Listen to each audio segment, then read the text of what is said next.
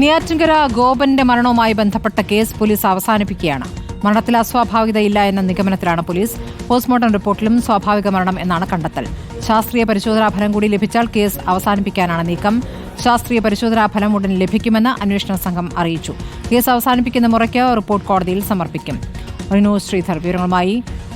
റിനു, ഈ ഗോപന്റെ മരണം സ്വാഭാവിക മരണം എന്ന വിലയിരുത്തലിലേക്ക് തന്നെ പോലീസ് എത്തുകയാണോ?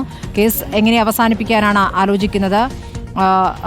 കുടുംബം ഉണ്ടാക്കിയ വിവാദത്തെ തുടർന്നാണ് ഈ മരണം അസ്വാഭാവികമാണെന്ന സംശയമുയരുകയും അതുമേൽ ചർച്ചകൾ ഉണ്ടാവുകയൊക്കെ ചെയ്തിരുന്നത്.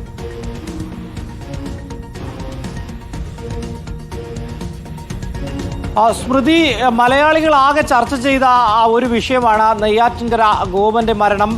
അത് സമാധിയാണെന്നുള്ള അവകാശവുമായി കുടുംബം വന്നതോടുകൂടി വലിയ രീതിയിലുള്ള ഒരു ആശങ്കയുണ്ടാകുന്നു. തുടർന്ന് പോലീസ് കേസ് എടുത്ത് അന്വേഷണം ആരംഭിക്കുകയും ചെയ്തു. പക്ഷേ പോസ്റ്റ്മോർട്ടം റിപ്പോർട്ടിലടക്കം അസ്വാഭാവികത ഒന്നും തന്നെ ഇല്ല എന്നുള്ളതാണ് കണ്ടെത്തിയത്. അസ്വാഭാവികമായിട്ടുള്ള ചില സാഹചര്യങ്ങളൊക്കെ ഉണ്ടായെങ്കിലും അത് മറ്റേതെങ്കിലും തരത്തിലുള്ള ഇടപെടൽ കൊണ്ടുണ്ടായതാണ് എന്നുള്ളത് നിഗമനത്തിലേക്ക് എത്തുവാൻ വേണ്ടി പോലീസിന് കഴിഞ്ഞിട്ടില്ല. അതുകൊണ്ട് തന്നെ ഇപ്പോൾ നിലവിൽ പോലീസ് എത്തിയിരിക്കുന്നത് ഗോപന്റെ മരണം സാധാരണമായിട്ടുള്ള ഒരു മരണമാണ്, അതിൽ അസ്വാഭാവികത ഇല്ല എന്നുള്ളതാണ്. പക്ഷേ ഇതിൽ ഏറ്റവും പ്രധാനം എന്ന് പറയുന്നത് ശാസ്ത്രീയമായിട്ടുള്ള ഒരു പരിശോധനയുടെ ഫലം വരണം എന്നുള്ളതാണ്.